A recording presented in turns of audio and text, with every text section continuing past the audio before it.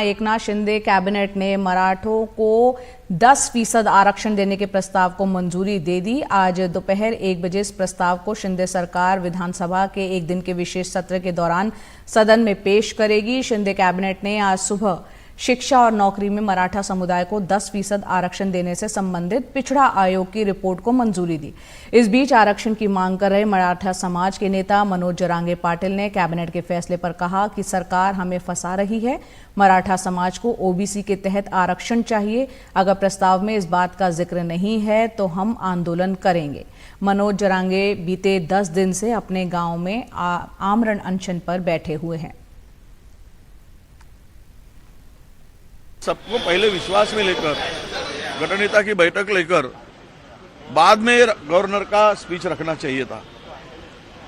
इससे यही पाया होता है कि गवर्नर अपने स्पीच में कहेंगे और फिर चर्चा करके गठनेता की फायदा क्या होगा। तो ये सरकार में कोई तालमेल नहीं है। ये सरकार शासन जो है हमारे यहाँ का, ये कोई कानून को ताक पर रखकर काम करना चाहती है। इनको कानून कायदे से कुछ लेना देना नहीं है। हम इसका निषेध करते हैं और ये सेशन में सबको बोलने देने की मांग भी करते हैं। के लिए आज बड़ा दिन है। मराठाओं को आरक्षण देने के लिए विधानसभा का विशेष सत्र बुलाया गया है। इस संबंध में बात करने के लिए हमारे साथ हैं एनसीपी शरद चंद्र पवार गुट के नेता रोहित पवार जी। सर, आज बड़ा दिन है, आप मानते हो? आप लोग का क्या इसमें रवैया होगा, किस तरह से समर्थन करेंगे? नहीं, हम तो आरक्षण को सपोर्ट ही करते हैं, लेकिन अगर आप देखें कांग्रेस और एनसीपी ने भी मराठा समाज को आरक्षण दिया था स्टेट लेवल पे, लेकिन अनफॉर्चुनेटली वो कोर्ट में टिक नहीं पाया था। फिर बाद में बीजेपी ने आरक्षण दिया, लेकिन वो कोर्ट में टिक नहीं पाया था। अभी वापस स्टेट लेवल पे हम आरक्षण दे रहे। अभी जब लास्ट टाइम आरक्षण टिक नहीं पाया था, तब जो गायकवाड़ आयोग था उसमें जो इश्यूज सुप्रीम कोर्ट ने निकाले थे, ड्रॉबैक्स निकाले थे, उस पर रियली सरकार ने काम किया है क्या?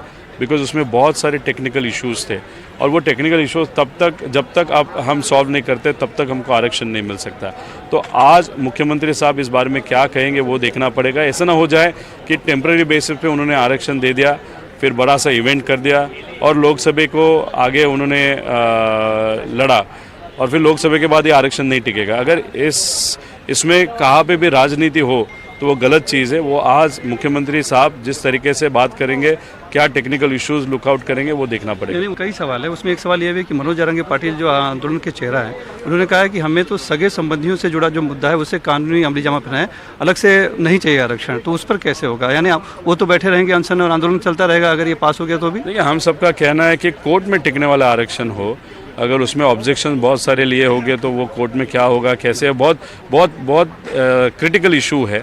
तो इसीलिए गवर्नमेंट इस बारे में क्या करते हैं वो देखना पड़ेगा। एक बारामती और पवार सर से जुड़ा हुआ है, पवार परिवार से, कि बारामती में दिखाई पड़ रहा है कि सुप्रिया सुले के सामने सुनेत्रा पवार का नाम आ रहा है, यानी ननद और भौजाई, ये एक आ रहा है जो पहले कभी ऐसा हुआ नहीं है। तो क्या कहेंगे आप? नहीं, मैं उतना ही कहूँगा। अभी तक सुनेत्रा वहिनी का जो नाम है अभी तक डिक्लेयर नहीं हुआ। जब वो डिक्लेयर हो जाएगा तब उसके बारे में हम कहेंगे। धन्यवाद। मुंबई से कैमरामैन संदेश के साथ सुनील सिंह, एनडीटीवी इंडिया के लिए। तो यहाँ पर अभी 2 स्थितियां साफ होना बाकी है। हमारे सहयोगी क्योंकि सुनील सिंह और रौनक वहां पर मौजूद है, उनसे इस पर हम चर्चा करेंगे और ये जानने की कोशिश करेंगे कि मनोज जरांगे पाटिल जो कि 10 दिन से आज 11वां दिन है उनके आमरण अनशन का, चलिए हमारे साथ जुड़ गए, सीधा उन्हीं से हम बात करते हैं इस पर। सुनील सिंह और रौनक हमारे साथ है। सुनील, आपसे ये समझना चाह रहे हैं, मनोज जरांगे पाटिल कह रहे हैं कि मराठा समाज को ओबीसी के तहत ही आरक्षण दिया जाए, इस पर क्या स्थिति साफ हो पाई है? और दूसरा, यहाँ पर पूर्ववर्ती सरकारों ने भी राज्य स्तर पर पहले मराठाओं को आरक्षण दिया है, लेकिन मामला सुप्रीम कोर्ट में जाके अटक जाता था और सुप्रीम कोर्ट द्वारा उसे रद्द किया गया है। इस बार कानूनी पछड़ों से निपटने के लिए क्या कुछ सोचा गया है? देखिए जया, यही बड़ा सवाल है और जो विपक्ष है यही सवाल उठा रहा है और इसीलिए वो राज्य सरकार की मंशा पर भी कहीं न कहीं सवाल उठा रहा है कि पहले विपक्ष को भरोसे में लिया जाना चाहिए था। सवाल ये है कि एक तरफ अगर यहाँ से बिल पास भी हो जाता है क्योंकि सभी का समर्थन होगा उसे, लेकिन क्या ये सुप्रीम कोर्ट की कानूनी कसौटियों पर टिक पाएगा, ये बड़ा सवाल है।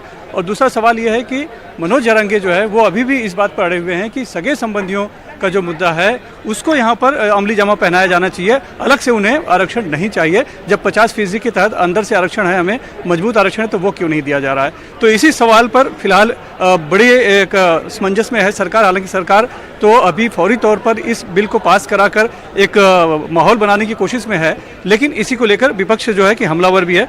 इसी संबंध में हम बात करते हैं, हमारे सहयोगी हैं रौनक कुकड़े कि दो सवाल जो है, भले हाल बिल जो है पास करा ले और वाहवाही भी लूट ले सरकार, लेकिन उसके सामने दो सवाल तो बने रहेंगे, क्या सुप्रीम कोर्ट में टिक पाएगा, और दूसरा मनोज जारंगे जो है अनशन तो तोड़ेंगे नहीं, तो फिर फायदा क्या है इस बिल पास कराने से। जी देखिए, निश्चित तौर पर ये सरकार के सामने एक बड़ी टेढ़ी खीर है कि इससे कैसे बाहर निकला जाए। एक तरफ मनोज जारंगे पाटिल की वो शर्त है जिससे कि ओबीसी के तहत उनको आरक्षण चाहिए, लेकिन जो आज प्रस्ताव कैबिनेट में पास किया गया है उसमें साफ तौर पर ये दिख रहा है कि ऑलरेडी महाराष्ट्र में 52% आरक्षण है, और जो बड़ी जातियां है उसमें अगर मराठा समाज को भी, जिनका भी यहाँ पे बड़ी संख्या में, उनकी जनसंख्या लगभग 28% यहाँ पर जनसंख्या, अगर उनको भी ओबीसी के तहत आरक्षण दिया जाता है तो बाकी लोगों के साथ इनजस्टिस होगा, इसलिए अलग से आरक्षण देने का प्रावधान किया गया है। लेकिन मनोज जारंगे पाटिल मुख्य तौर पर इसको मानने के लिए तैयार नहीं है। अब देखना महत्वपूर्ण होगा कि आगे मनोज जारंगे को कैसे सरकार मनाने की कोशिश करती है। और दूसरा, सुप्रीम कोर्ट में पिछली बार ये कहते हुए सुप्रीम कोर्ट ने इसको रद्द कर दिया था क्योंकि कोई असाधारण स्थिति नहीं देखने को मिल रही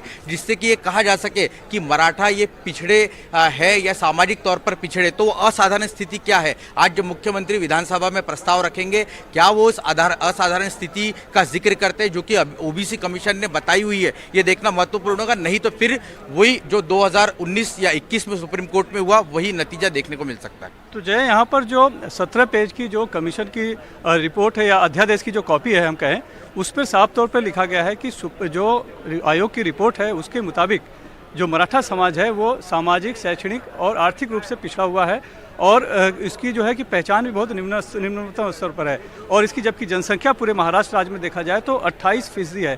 तो इतना बड़ा जो समाज है और उसको 52% के कोटे में समाहित करेंगे तो दूसरी जातियों के साथ अन्याय होगा, इसीलिए अलग से 10% का एक प्रस्ताव रखा गया है। अब देखने वाली बात यही है कि ये तो बिल तो यहाँ से पास हो जाएगा, लेकिन क्या सुप्रीम कोर्ट में टिक पाएगा?